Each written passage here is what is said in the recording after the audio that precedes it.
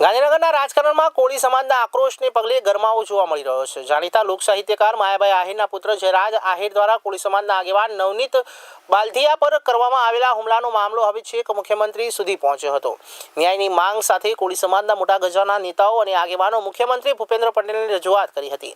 આ સમગ્ર વિવાદની શરૂઆત ત્યારે થઈ જ્યારે માયાભાઈ આહિરના એક વિવાદિત નિવેદન મુદ્દે કોળી સમાજ દ્વારા ધ્યાન દોરવામાં આવતા માયાભાઈએ માફી માંગતો વિડીયો જાહેર કર્યો હતો।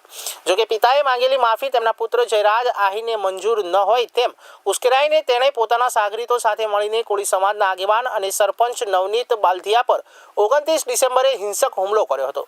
આ ઘટનાના પગલે રાજ્ય સરકારના મંત્રી પરસોત્તમ સોલંકીના નિવાસસ્થાને કોળી સમાજના આગેવાનોની એક મહત્વપૂર્ણ બેઠક મળી હતી, જેમાં સરકાર સામે લડત આપવાની રણનીતિ ઘડાઈ હતી।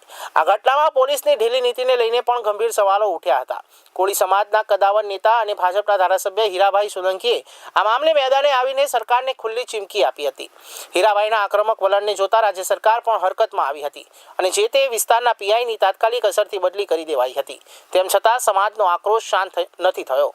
તેમની માંગ હતી કે મુખ્ય આરોપી જયરાજ આહિર અને તેના સાગરીતો સામે કડક કાયદાકીય કાર્યવાહી કરવામાં આવે। કોળી સમાજનું પ્રતિનિધિ મંડળ મુખ્યમંત્રી ભૂપેન્દ્ર પટેલને મળીને આવેદનપત્ર પાઠવ્યું હતું। જો સત્તા અને નામના જોરે કોઈ સમાજના આગેવાન પર હુમલો કરવામાં આવશે તો તેને સહન કરવામાં નહીં આવે। આ બેઠકને લઈ ડેપ્યુટી સીએમ હર્ષ સંઘવીનો વિડીયો કોન્ફરન્સના માધ્યમથી જોડાયા હતા, ત્યારે સમાજના આગેવાનોએ પીડિતને ન્યાય મળે તેવી માંગ કરી હતી।